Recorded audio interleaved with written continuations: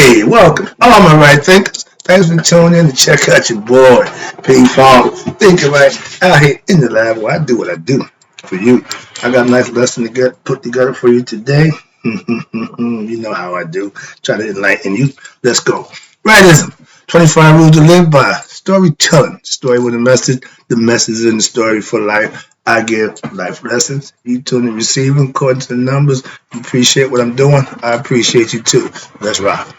Right Thinker's mission, and that's what I'm on, is to enlighten, inspire, educate, and motivate you, the individual, to a higher spiritual level of enlightenment. Right Thinker's way of life, through mental and spiritual discipline daily, will help and guide you to obtain your goal of spiritual, enlightenment, aka know thyself. That's the big thing now with right thinkers. Knowing who you are is going to be vitally important when we go into the AI age, so be prepared. Put your thinking cap on and wear it. I asked the question, and my mission is to get all my right thinkers to know thyself, but I asked to start with the question, do you know you? It's rhetorical, but if you don't have the answer, tune into me. I can help you with that. That's what I do for you. It's all about you, right thinkers? Let's go. Now,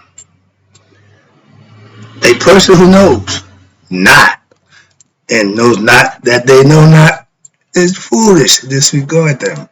A person who knows not and knows that they know not is simple. You teach them. That's why I do what I do for you. If you want to learn, I'm here to do that for you. Tune in. I got you. Appreciate you too. Stay tuned. I got more for you. A person who knows not and believes and thinks that they know is dangerous. Avoid them. I do. A person who knows and knows not that they know it's okay. They're spiritually asleep. I can awaken them. I'm the spiritual alarm clock here to wake you up with knowledge of self. That's what I do for you. Get you to know you.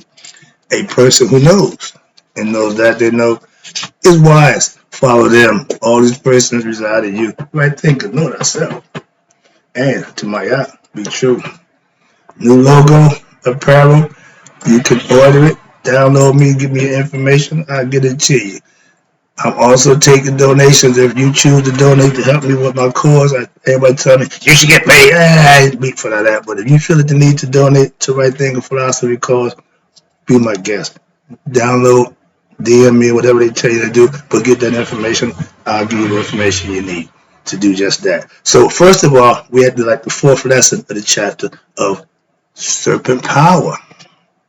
We originated that. It started with us, but I'm not talking about that. I'm going to tell you how long we've been doing this. You see that list? Okay. I'm going to read it off to you, show you how long we've been practicing what we preach. Before there was Senegal Empire, before there was Timbuktu, before there was the Mali Empire, where my man Mansa Musa was the richest man in the world from their company, from their empire. Before there was Ghana Empire, before Islam, before Christianity, before the Sumerians, the Babylonians, before the Greeks civilization, before the Roman Empire, before Hinduism, before Buddhism, still going, before Europe, and before the United States, there was Kemet.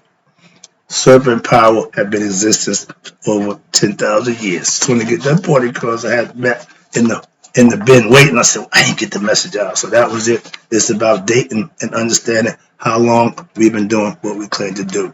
And right thing, excuse me, I missed the title. The title is Arat Sekhem, simply means serpent power. We still back to the ancient concept. So I'm going to break it down for you. Got a few pictures and break down for you. Then I'm going to get into the lesson of the history of serpent power. How about that? Then we're going to wrap it up. But the concept, I did that. The following diagram I'm about to show you will hopefully provide more insight into the evolution of the second form, which is the subtle aspect of who? Tefnut. You know about her? She's the first couple. To the dual aspect goddess who? Aset Nefet. These, you see me doing that? The serpents, the goddess twin Uranus, that's Aset and Nephthah. Every time you see it, the plumes, that's Nephthah. The Uranus, that's what they represent, okay? And accordance with the Commission scriptures. I'm going to break it down for you as we go. I'm going to show you a few pictures, hopefully get you to understanding. Serpent power came in a whole bunch of different arrays and views, so try to break it down for you best I could. Okay, you start from the top up there. You see, this is tough loop, right? Then it goes to Sekhmet. She goes down to the twin. She showed the power. Excuse me, it's the power of Sekhem, which is serpent power. This the actual power of powers. Then you see the twins. One is the vulture. One is the serpent, Uranus. Okay, I break that down for you. It's still down the bottom of the twin goddess. Over here, you see them upper and lower Egypt. Look at the headdress.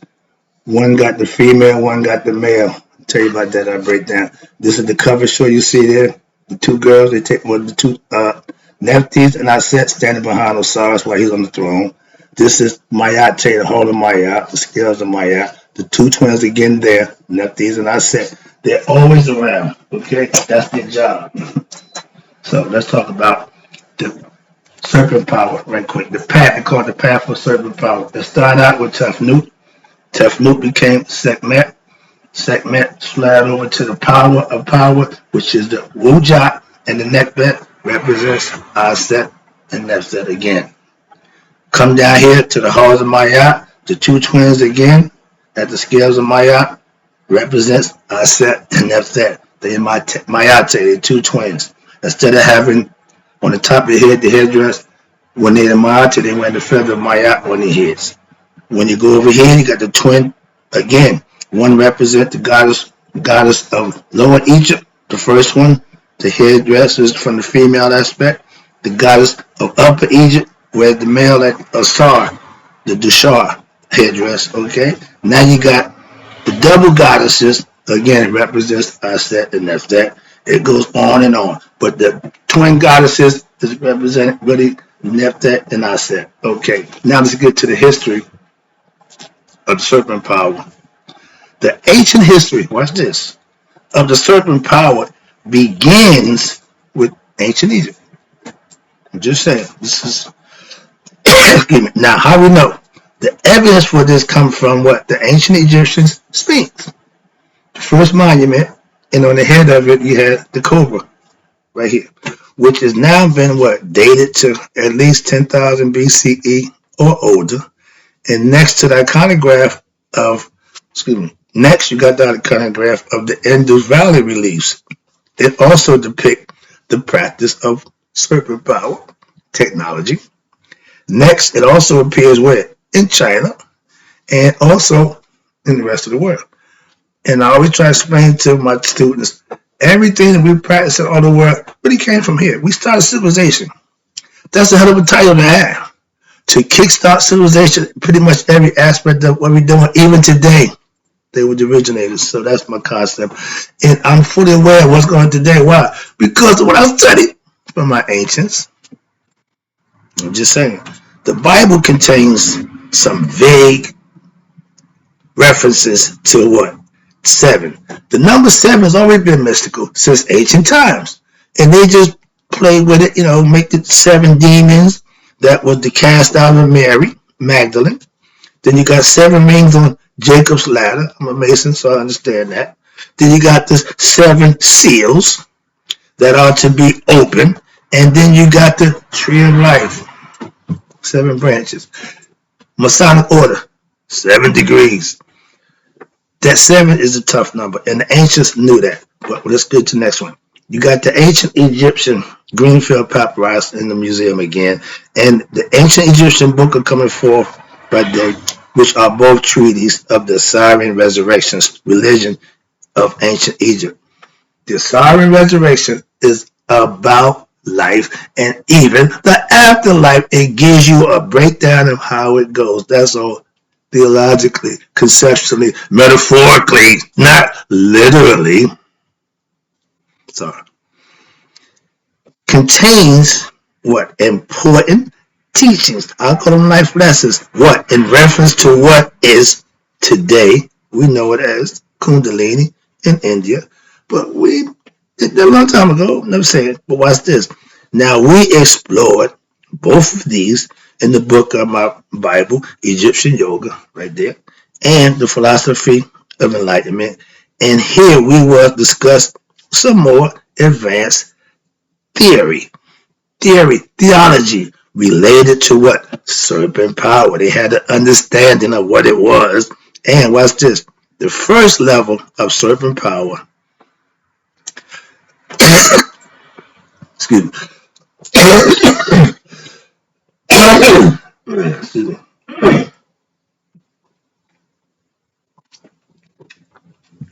Excuse me. The first thing you need to know on the level of serpent power, yoga, meditation.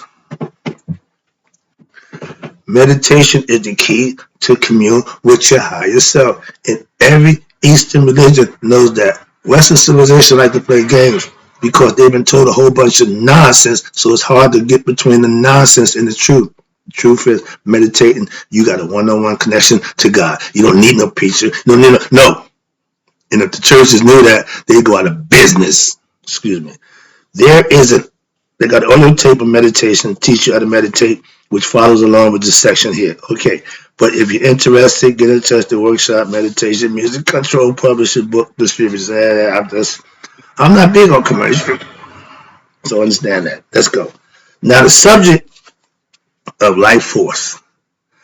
I call my what I teach life lessons, but life force is what's inside us. And watch this, the idea of sublimation of what? Your sexual energies, and you turn it into spiritual energy, existed many thousands of years ago in Egypt and prior to its development in the modern India under the name Kundalini Yoga. They're saying we've been practicing this a long time. Excuse me. That's the bottom line. And we had it as just an offshoot. Something you can learn and put in as a tool. Okay? Another lesson you can learn. They took it and made a whole way of life in which I respect and admire. Why? Because it works. Okay? That's why. Anything that's going to prepare you to be better, anything that's going to get you to be your best self, count me in. Okay? Later, watch this. Now, it later appeared where? In many parts of the world. But it did not find extensive documentation until when? Until the sages of India composed the voluminous scriptures in relation to the Kundalini Yoga. They got books and books on Kundalini Yoga from 1 to 7. And each book got their own layer of breaking down each chakra as you go, like in the degrees of masonry. You have to learn, master, and move on. Then do self-mastery was the process. Okay, moving on. As an Indian chakra system, there we go. The chakra system is all about the astral body, not the physical body. It's the body that's inside the body. It's internal. I get excited trying to calm myself down. But the Egyptian 7 powers are what? Related to the 7 energy centers in the subtle body. The subtle body is the astral body, your nervous system, which is connected to your brain. So it's all up here. Hope you're getting this. They are not visible to the ordinary eye. They are located where? In the same space as the physical spinal column, though not in the same plane as the physical body. Again, it's internal. They are linked to what? Listen, the awakening of what? Of one's spiritual powers and consciousness. When you realize your power through knowledge and understanding of it, that's where the power comes from. Knowing how to use it to your benefit, to communicate with God. That's what it's all about. After that, we in the physical body. Remember, this is a dream. You want it to be it. This is your choice. And if you don't wake yourself up, becoming enlightened to who you are, you will constantly have the dream, aka reincarnated until what? You wake up. Hence, waking up. Hence, waking up, enlightenment, all that That's part of learning the process of thyself. I listened to my man Bruce Lipton. He freaked me out because he's a scientist. He spent 30 years scientifically proving what he believed. He said the magic didn't happen until he had his own spiritual, mystical experience. It ain't scientific when it actually experiences it for yourself. It becomes reality. Now he's a spiritual believer. I mean, he believes in God, but he put in a scientific perspective where I love it. Why? We're in a simulation. What's going on here is being transferred somewhere else. We just the transmitters, okay? This pineal gland is I transmitted to God, so I get the concept. Sorry, but that was a little lesson I got this morning. I put it down to a lesson. I break it down better. Right now, I just want to let you know I got the concept. But now he's back to the lesson. Sorry. Now, as one progresses where on the spiritual path of evolution, aka enlightenment, while either purposely employing a yoga spiritual discipline. If you're just a good person, you live your life treating people right, doing good things, you're going to be blessed. Whether you practice Maya, whether you call it whatever, you're going to get that. Why? Because it's natural. It's God's law, not man's. So it ain't what they say, is what you do. God recognizes deeds. So when you are spiritually disciplined and you study, watch this, and you apply your spiritual and philosophical scriptures by reflecting on them and also meditating on them, or learning how through the process, you ready, of trial and error. Try it. If what I give you, you tried it, don't work, please let me know. Everybody so far say the same thing. It works. And I laugh because I practice it, so I know it worked. Before I gave it to you, I already know what to do. I'm an old drug dealer. I know the drug I just gave you. I know it. Why? I did it. So I know. Moving on to concept. I still use the same philosophy. Before I give it to you, I already know what it do. Okay? So moving on. But trial and error is putting something to the test and find out if it do what they say it do. These centers, watch this. I just told you about living right and doing right. This is what I'm telling you. These centers, the chakras, will automatically open from you just being a good person. Allowing one to experience increasing communion. Communion. Y'all have a relationship. With who? Your higher self. When you go into prayer, and everybody pray to God, if your God don't have an identity that you can identify, who are you praying to? I spoke about ancestral prayer and how my dad, father come back and talk to him. He ain't came back yet. And one of the guys I like to comment, he said, if he did, you probably freak out. Yeah. Who wouldn't? If you tell me you talking to the dead, that's my much. I thought it was bad enough till I talked to God. I ain't never, listen, I haven't talked to the dead, and no dead person ever came to me, but God had, so I can tell the difference between the two. Moving on. And yeah, if the dead person talked to you, haul ass. Why? Because you done lost shit. You done went bad shit crazy. The process of raising one's spiritual power may be aided by specific exercises. Watch this. Such as concentration, focus, proper breathing, rhythmic breathing when you go into your meditative state. Why? It supplies the oxygen throughout the body, and you want to make sure the oxygen to the brain, you're not hyperventilating and pumping oxygen to the brain. You end up hyperventilating and falling out, getting dizzy. You get a little woozy. That's because you're putting too much air into the brain. So breathing technique is important. Trust me, when you're meditating. And watch this. When you're meditation on the meanings of your spiritual symbols, this is why we know. You see that eye? It should mean, yeah, that brother smart. That brother know himself. That brother know God. Yeah. When y'all wear a cross in church, that means you're Christian. Okay? I'm a spiritualist. I'm an Egyptian. I wear Egyptian garb, jewelry. Why? For symbolic reasons. I don't just put some on my neck. So I just went, no, it's all symbolically. Okay, I got 3 generations of men: me, my son, and my grandson. That's us. I keep it symbolically for that reason, so I can identify if I'm doing something, wearing it, talking about it, teaching it. I know about it. Trust me, that's the whole point. I'm not just here just willy-nilly. No. And when you have your spiritual symbols, meditate on them and what? Surrendering to the will of your higher self. That's God. That's being spiritually disciplined, being God conscious. Why? Everything I do, I know He's watching. Even when I'm not doing this. It's a concept. These techniques allow one to transform what? One's waking personality so that what? You may discover your innermost self, God. I'm trying to get you to understand that. That's all I'm trying to do. Nothing else. You got to get to understand it. You got to make the connection. I'm just trying to point you in the right direction. Don't go that way, my man. No, don't go that way. Go that way. Okay? And if you listen, by all means, you appreciate it. And this should be done, trust me, what? Under the guidance of what? You ready? A qualified master teacher, a spiritual master, sage, guru, etc.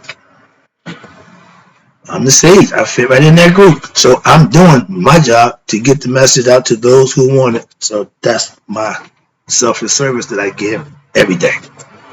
Not because I'm getting paid. Not because no, because I'm getting the job. That's my job. Okay? From my higher self. Moving on. When you work for God, it ain't a paycheck that you get. You get paid in blessings. And for those who understand that, you get it. Those who don't, try practice it, and you will. Why? Because you get it too.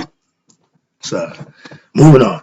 The energy centers of the subtle body, serpent power, y'all call them chakras, are likened to what? To a tree, which the aspirant you climb through what? Personality integration, which leads you to what?